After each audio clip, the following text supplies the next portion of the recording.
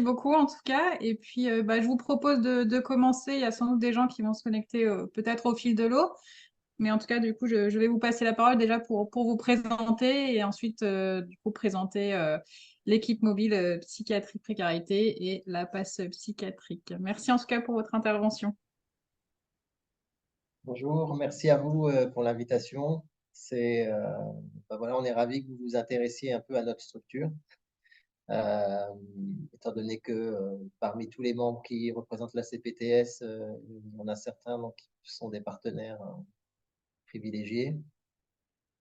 Donc moi, je suis Dr Hadji, je suis le psychiatre coordinateur de l'ENPP PASS. Je suis également praticien hospitalier aux urgences psychiatriques et je suis aussi vice-président de Migration Santé Annexe. Et donc, je suis David Martin, le cadre de santé de la PASS psychiatrique et de l'EMPP. Et donc, on va directement démarrer et je vais partager un écran, hein.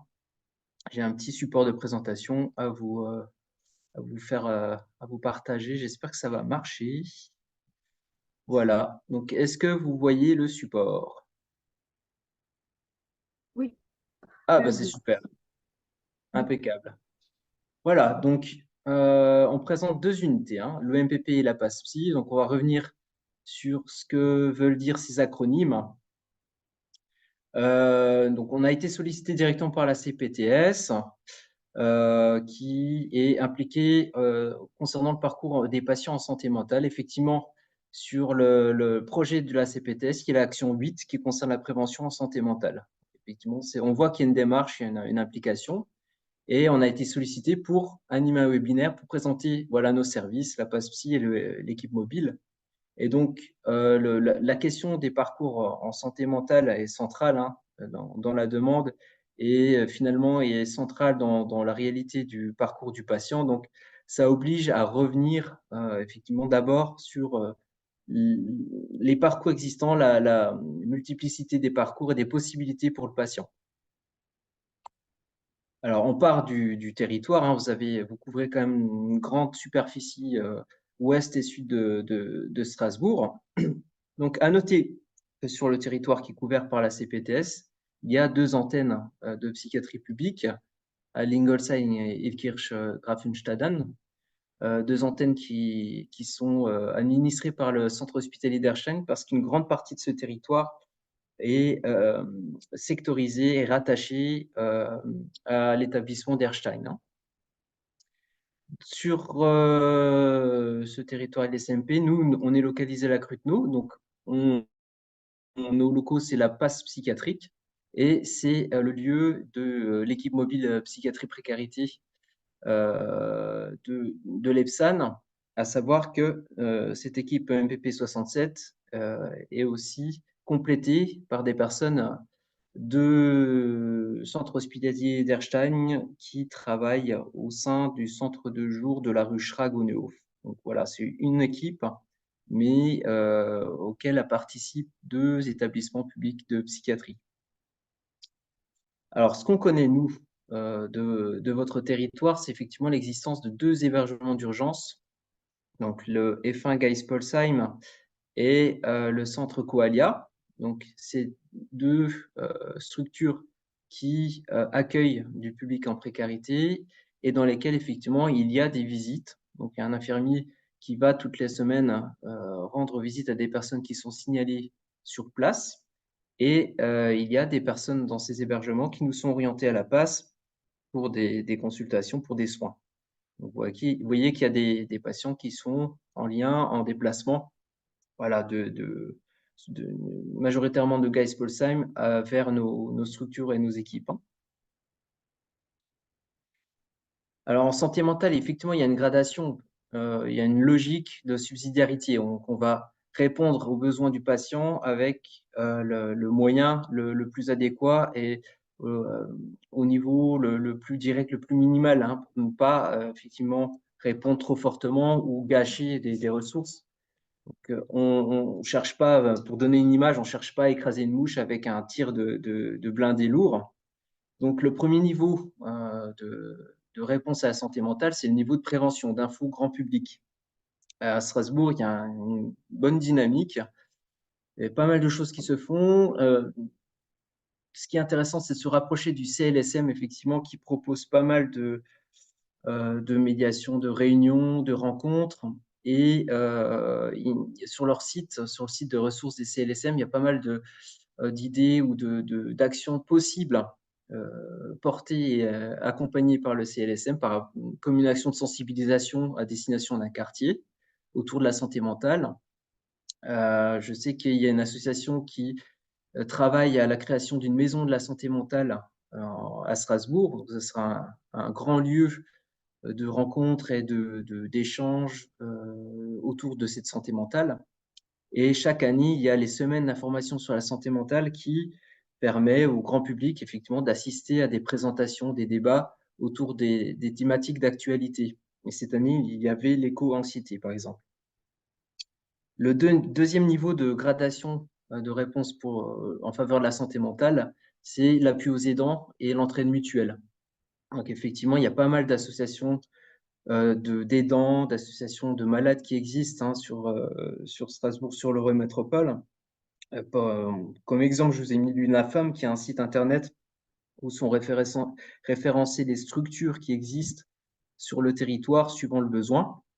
Il y a par exemple les GEM pour les personnes avec un handicap psychique avéré, qui ont besoin de soutien, d'entraide mutuelle, d'une structure associative pour effectivement animer la vie sociale.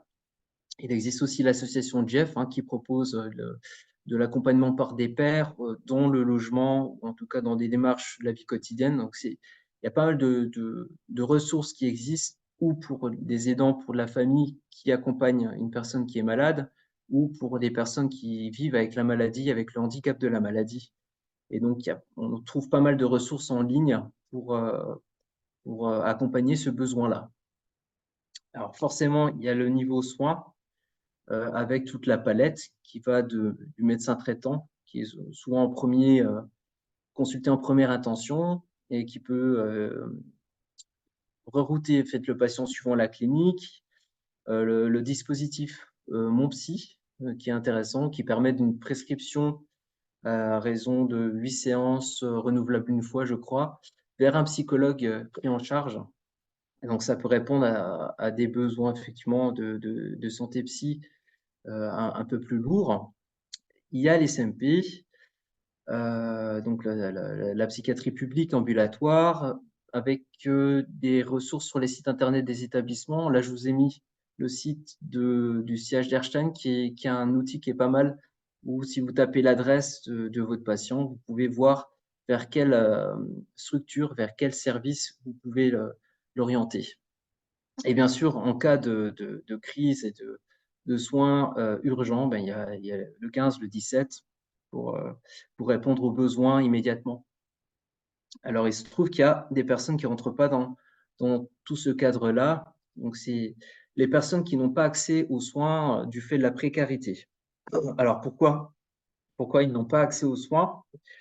Ça se joue à 3 niveaux. Alors déjà, ils sont exclus du réseau familial, exclus des grands réseaux d'information. Ils ne bénéficient pas de toutes les infos dont on a besoin pour s'orienter dans le dispositif de soins. Ils ne parlent pas la langue. Donc, tous ces éléments font que c'est une perte de chance, une perte d'accessibilité aux soins.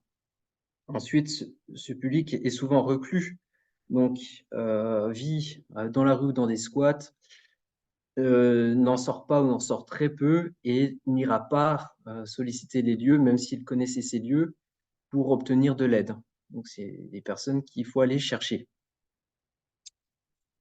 Enfin, c'est des personnes qui manifestent une forme de forclusion. Alors, le mot forclus n'existe pas, c'est une invention, mais c'est pour donner l'idée d'une souffrance qui est enfermée dehors. Donc, que la personne, pour des raisons qui peuvent être différentes, ça peut être la psychose, ça peut être le sentiment de honte, ça peut être la logique de survie, mais en tout cas, elle a déplacé son vécu de souffrance, son désir d'aller mieux à l'extérieur d'elle-même. Et donc, elle n'a plus accès à cette part d'elle qui lui manque quand même. Et ça fait que ces personnes ne peuvent pas avoir de demande de soins. Elles ne peuvent pas aller chercher le soin Alors, toute cette composante de la personne est déniée, mise au banc, finalement, d'elle-même. Et ça renforce, ça manifeste encore plus le besoin d'aller vers et d'aller faire des entretiens pré-thérapeutiques pour aller travailler la demande. Et cette forclusion, ce côté forclu de la personne, ça donne la note principale de la clinique, qui est vraiment spécifique en psychiatrie précarité, dans laquelle les maladies en soi sont les mêmes en termes de diagnostic, mais par contre, l'expression de la maladie et le vécu, la participation,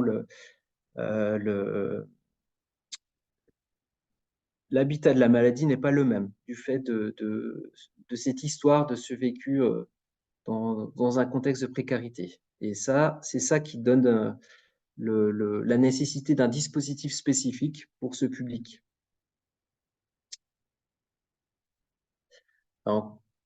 D'où nos équipes, donc la passe psychiatrique et l'équipe mobile psychiatrie précarité, qui ont été créées du coup en vue de rencontrer, de répondre aux besoins de ce public spécifique. Alors, le MPP et la passe, qu'est-ce que ça veut dire?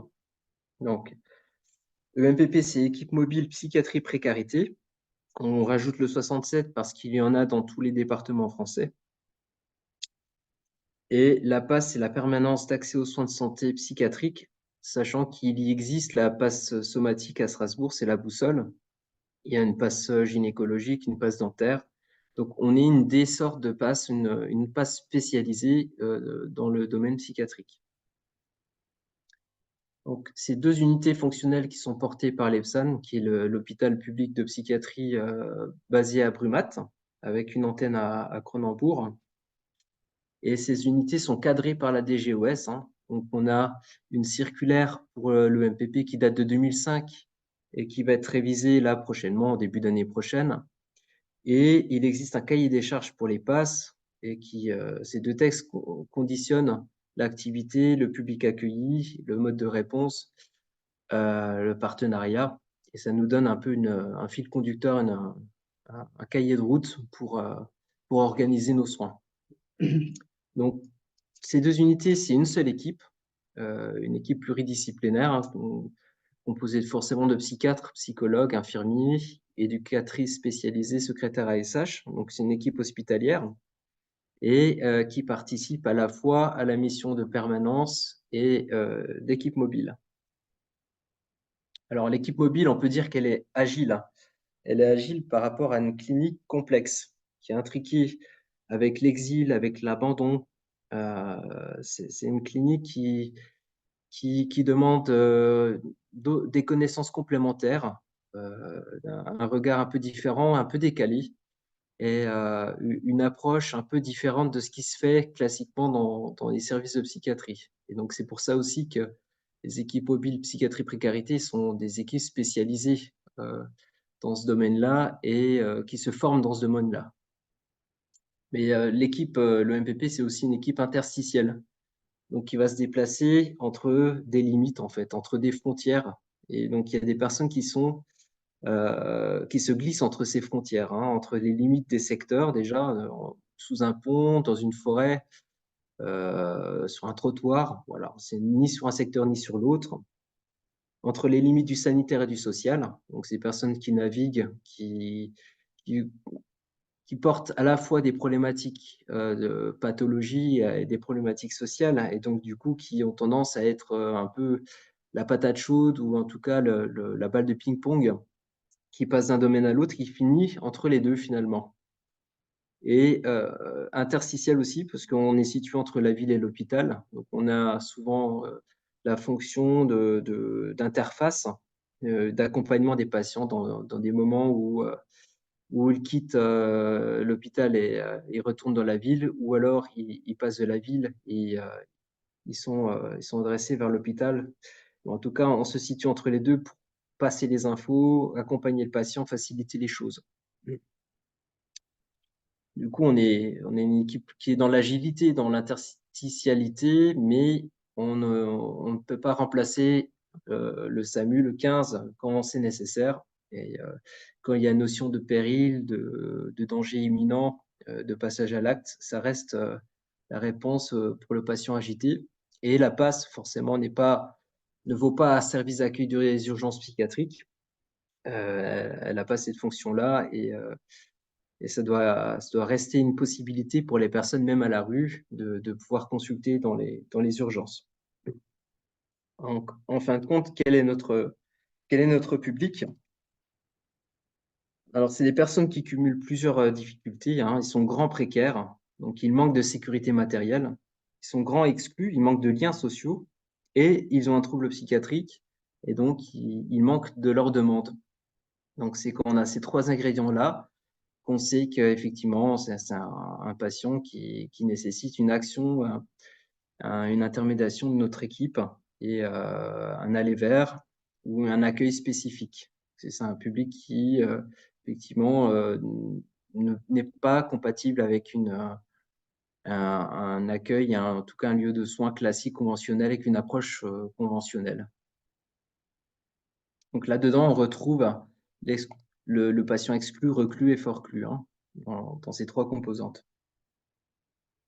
Alors, on a deux modes d'approche. On a une permanence qui est ouverte pour les personnes qui sont sans droit ou avec des droits partiels qui ne permettent pas d'accéder aux soins. Donc, dans cette passe, on fait de l'accès au traitement, l'accès aux droits communs aussi. Et ça nous arrive de recevoir un peu des personnes dans la situation de ce personnage qu'on a à droite, hein, qui n'a pas vu de lieu de soins depuis 88, qui a les pieds abîmés, qui a accepté de venir accompagner de la maraude ce jour-là, qui a une carte vitale qui n'a pas été mise à jour depuis 30 ans. Et ben voilà, on la passe, on a à accueillir ce public et des fois on commence par un bain de pied, un soin de pied et on met à plat la situation, on essaie de voir ce qu'on peut rouvrir comme droit et on démarre une accroche. Notre équipe est aussi dans l'aller vers, donc le MPP, elle est agile pour les sans-demande, donc on se déplace, on se déplace sur le signalement et l'accompagnement d'une maro, d'une équipe de travailleurs sociaux.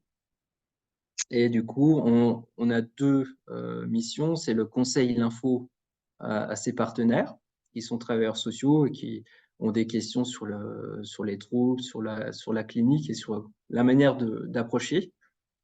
Et du coup, on va rencontrer les personnes sur le signalement de ces travailleurs sociaux pour essayer de favoriser l'accès aux soins, la formulation de leurs demandes.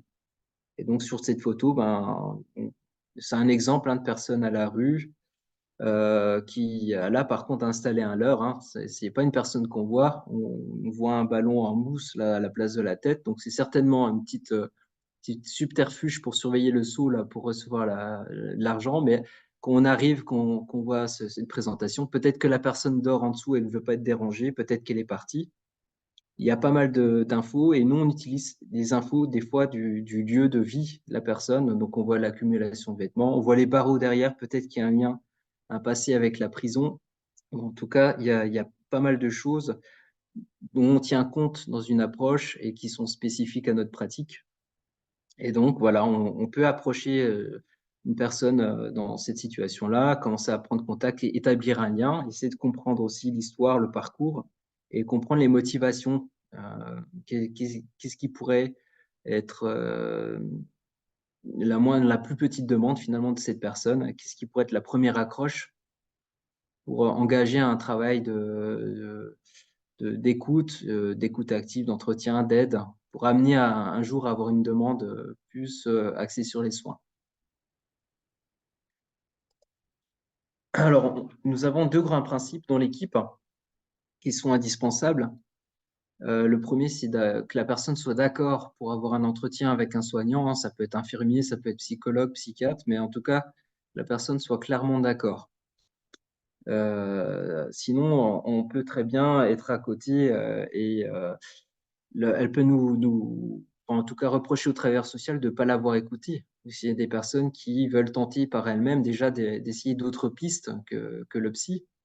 Et la première chose, c'est d'être sûr qu'elles sont d'accord d'avoir cet entretien, que ça n'aille pas en contradiction avec le projet que la personne elle aurait, elle, pour elle.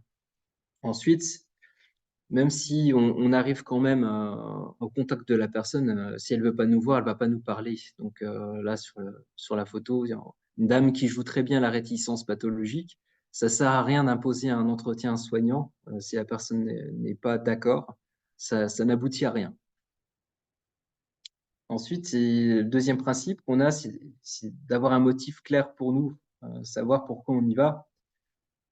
Parce que des fois, le patient, ben, il est de bonne composition, il est gentil, donc il cherche à broder, à trouver de quoi jouer au malade finalement, et puis il n'a pas compris pourquoi on nous avait sollicité pour lui. Donc si c'est pas clair pour lui, on peut pas vraiment travailler. Et on peut être à côté de la plaque aussi, hein. Si le motif est pas clair, finalement, le patient va nous demander quelque chose à laquelle on peut pas répondre. Et là, sur une image, on voit le monsieur, il a la main abîmée, il s'est blessé à la main, il est chez le psychanalyste qui essaie de travailler de manière symbolique dessus. Donc, ça peut amener des quiproquos et des situations où finalement, on rate l'occasion et pour une nouvelle rencontre, ça peut être compliqué. Donc, on reçoit une sollicitation. Ça peut être sur place, hein, sur le lieu de vie, avec le travailleur social. On a plusieurs modes de réponse. Donc, d'emblée, on peut donner des conseils, des infos suivant ce que nous rapporte le travailleur social. Et on peut programmer un entretien de première intention. Donc, l'idée, en fait, c'est que pour programmer un entretien de première intention, premier échange avec la personne, c'est d'avoir ce temps incompressible de préparation, donc de se poser les questions de l'endroit de l'entretien, du moment, de la journée, avec qui et pourquoi on fait cet entretien. Là, c'est un inconditionnel et ça fait qu'on a besoin de ce temps minimal, incompressible pour organiser, proposer quelque chose. Donc c'est pour ça qu'on n'est pas une équipe d'urgence, c'est que il y a le temps de signalement et il y a le temps de préparation de cet entretien. Donc, cet entretien peut avoir lieu sur place, hein, dans la structure, dans la rue. Il peut avoir lieu aussi au sein de la PASS.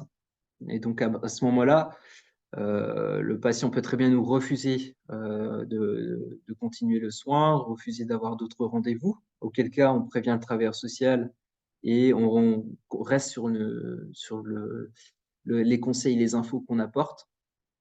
On peut remarquer que la personne est en rupture de soins. Donc à ce moment-là, c'est l'occasion de la raccrocher au thérapeute, au médecin qui la connaissait pour reprendre les choses où elles étaient. Et du coup, on peut avoir à questionner un probable rendez-vous à la PASS. Et à ce compte-là, à ce moment-là, on en parle en réunion clinique qu'on a toutes les semaines. Et la décision d'orientation est collégiale. Donc, c'est les psychiatres, les psychologues qui définissent le rendez-vous nécessaire, si c'est une évaluation psychiatre, une évaluation psychologue. Et ça peut être aussi l'occasion de raccrocher aux soins en cours, si jamais en échangeant, en reprenant des liens avec des partenaires, on se rend compte que la personne a été connue et attendue quelque part pour des soins, on fait le lien aussi. Donc, il peut y avoir un temps de consultation de soins à la PASS. En parallèle, on peut travailler l'ouverture de droits avec l'assistante sociale ou le travailleur social référent. Et donc, l'idée, c'est que la personne puisse réintégrer le droit commun. Donc, une fois que les droits sont ouverts, qu'elle a accès ou à un secteur ou un CMP ou un médecin généraliste, l'idée, c'est qu'elle puisse se soigner effectivement dans un dispositif de droit commun, comme tout à chacun, et accéder aux services, aux droits et à l'insertion finalement par la suite.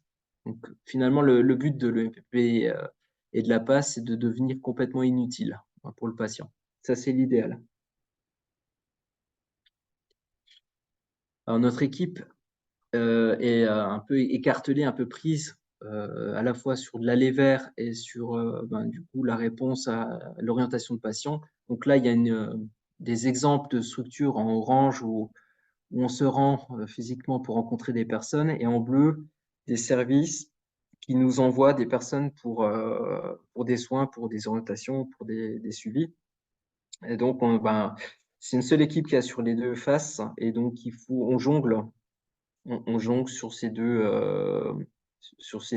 points d'appel, on va dire, et on essaye d'être plutôt sur la passe les matins pour les nouveaux patients et sur l'aller vers l'après-midi.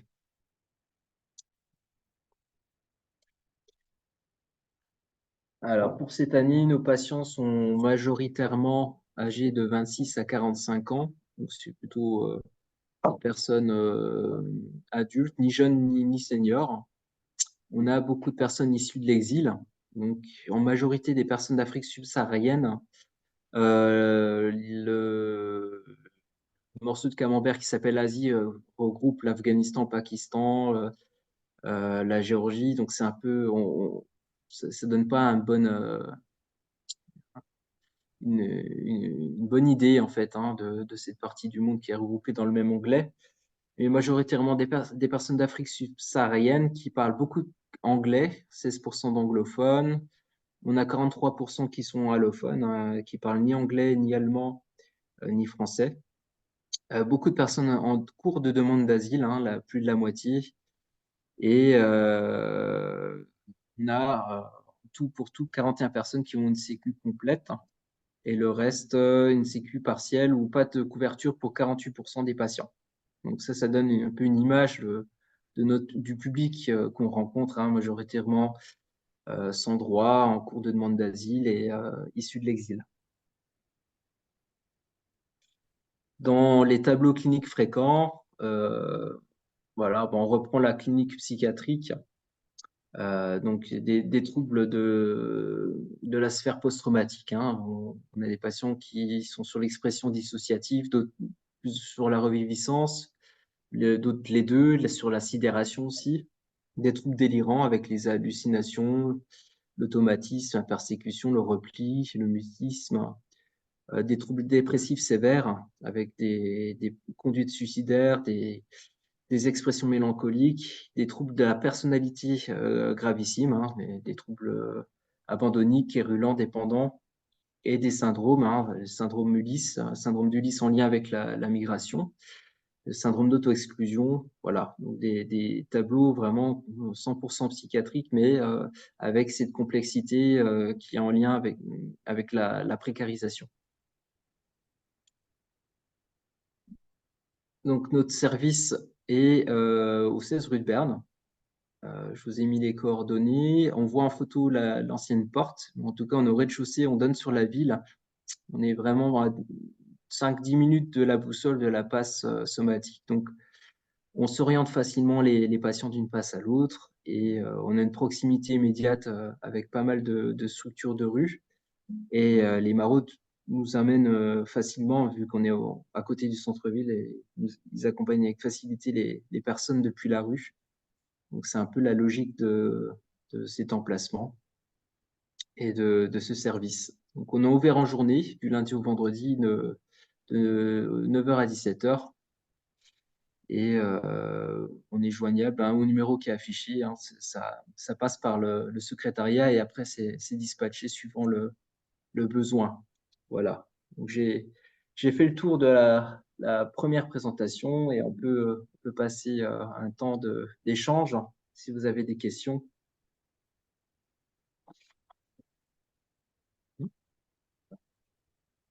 Puis, je vais enlever la présentation. Je vais reprendre. Attends, c'est où le. Arrêter le partage. Voilà. Voilà. On est disponible pour échanger. Merci. Merci d'abord pour votre présentation. Et puis effectivement, je laisse la parole aux participants. S'il y en a qui ont des questions, n'hésitez pas à réactiver vos micros pour les poser. Et juste rajouter quelque chose. Vous avez vu dans la présentation, 5 psychiatres, c'est 5 psychiatres à mi-temps. Et oui. Vous avez vu 3 psychologues, c'est 2 psychologues à mi-temps et 1 à temps plein.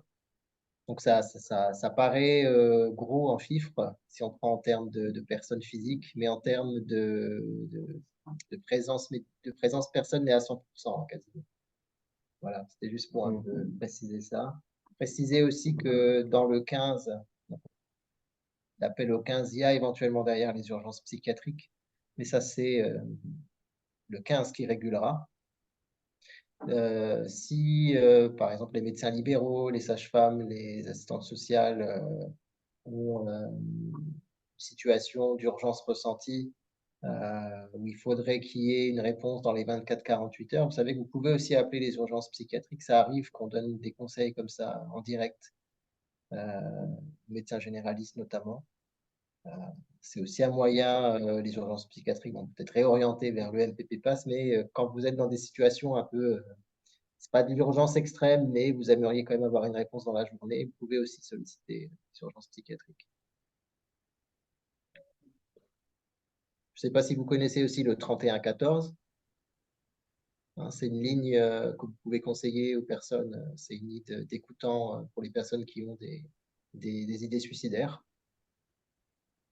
Puis il y a un dispositif aussi qui s'appelle Vigilance, qui est un dispositif de veille par rapport aux idées suicidaires.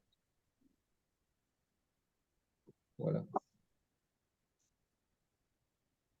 Bonjour, je m'appelle Sophie Schpauve, je travaille à la MDPH, je suis travailleuse sociale, j'évalue la prestation de compensation du handicap à domicile. Je suis ponctuellement amenée à rencontrer, alors moi je fais pas de l'accompagnement, hein, je fais de l'évaluation médico-sociale pour de l'aide humaine à domicile. Et ponctuellement, on rencontre des patients psychiatriques, effectivement, en refus d'intervention dans ce qu'on peut nous leur apporter. Et on pourrait être susceptible d'être amené à vous, enfin, peut-être dans certaines situations, à vous transférer des situations. Et je me demande, mais je suis pas sûre que toutes mes collègues vous connaissent, moi je connaissais pas en fait. Et dans le chat écrit, j'ai vu que vous évoquiez une chaîne YouTube. Est-ce que il est possible de mettre une précision que je puisse faire tourner à mon équipe éventuellement? Oui, alors c'est la chaîne YouTube de la CPTS SEMSO où en fait on met les replays de nos webinaires justement pour les personnes qui peuvent pas se connecter. Je vais vous mettre le lien dans la conversation. Ok, je vous remercie. Oui, bonjour, Frédéric Clemenceau, je suis coordinateur de la CPTS SEMSO. Donc, comme vous le disiez au début, alors c'est pas une question que je vais poser, mais c'est une tarification par rapport aux personnes qui sont présentes. Comme vous le disiez au début, donc c'est dans nos missions, on a une action sur le parcours en santé mentale.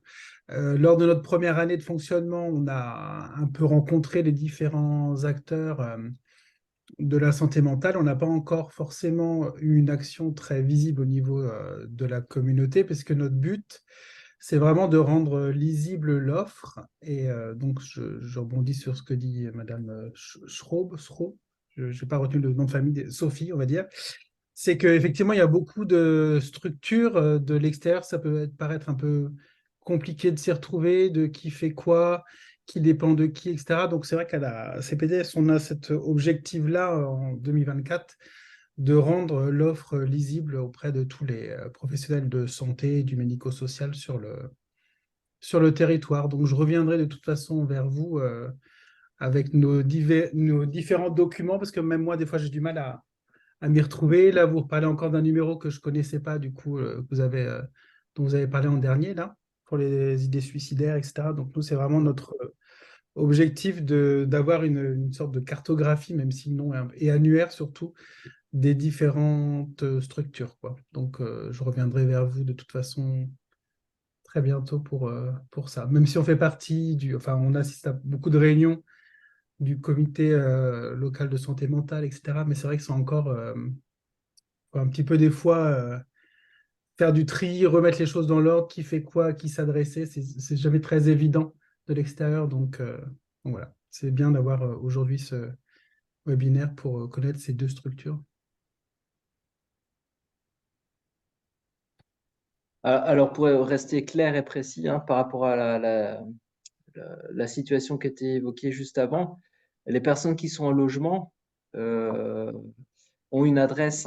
Donc, pour ces personnes-là qui nécessiteraient et qui seraient OK pour un contact soignant, en tout cas pour parler des troubles, effectivement, il faut solliciter le CMP de secteur, hein, le CMP qui couvre le territoire d'habitation. Bon, après, ce refus de prestation MDPH est souvent en lien avec le refus du diagnostic de l'étiquette de malade. Hein. Donc, c'est très compliqué de répondre à ça, hormis de laisser une porte ouverte. Et on n'est pas sur du refus de soins du précaire, on est vraiment c'est du refus de soins du psychotique, hein, qui n'est pas conscient de sa maladie, effectivement. Et donc ça nécessite dans l'idéal, une famille qui fait le pont, qui fait l'allégation pour les soins, qui signale les troubles, ou en tout cas que la personne ait la possibilité de se signaler dans les moments où elle perd le contrôle de ses troubles. Oui, ok, je vous remercie. Je pensais effectivement à une personne qui est en foyer social, mais effectivement, elle a une adresse.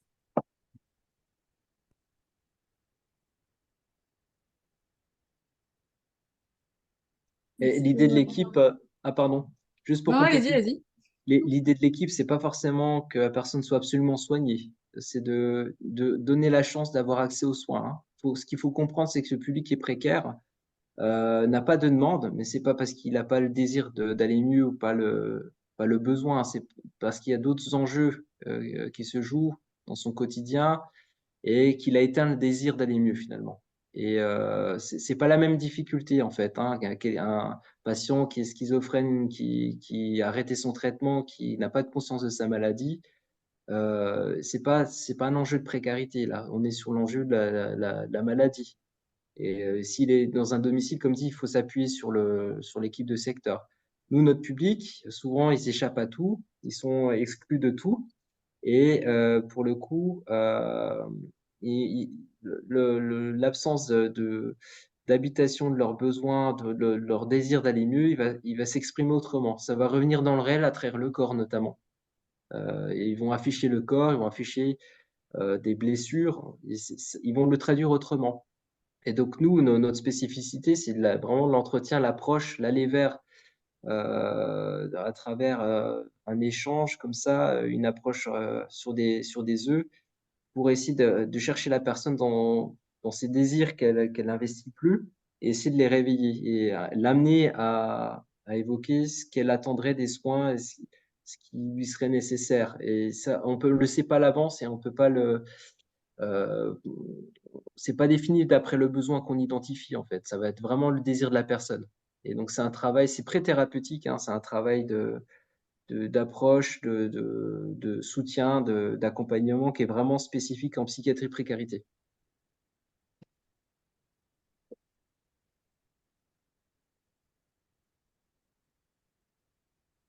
D'autres personnes ont des questions ou des remarques, je ne sais pas.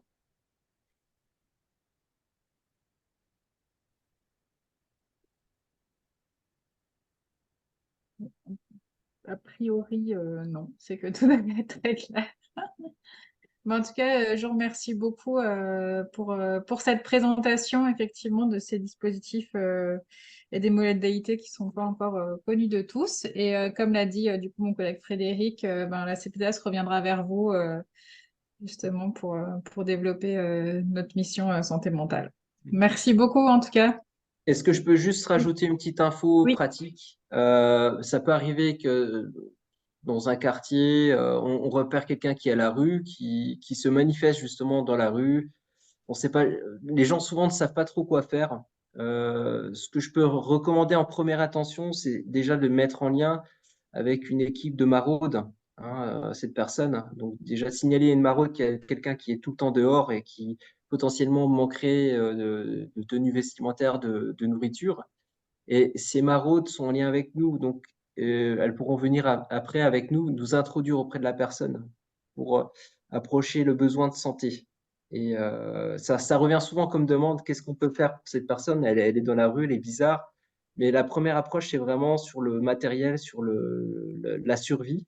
Et nous, on rentre ensuite en deuxième ligne dans ce cadre-là, en lien avec la maraude, avec les éléments qu'elle va nous rapporter pour justement ne pas arriver par effet magique, hein. On arrive parce qu'il y a eu du lien et on part du concret. Voilà, c'est juste pour donner cette info, sensibiliser à solliciter cet intervenant qui est capital. Il y a souvent une illusion d'isolement, hein, de ces personnes à la rue. Quand on croise ces personnes à la rue, on peut penser assez rapidement qu'elles sont très isolées. Or, il y a même un concept, hein, qui est l'harcèlement de rue, où en fait cette personne, peut-être, il y a 3 maraudes qui sont passées avant que vous arriviez.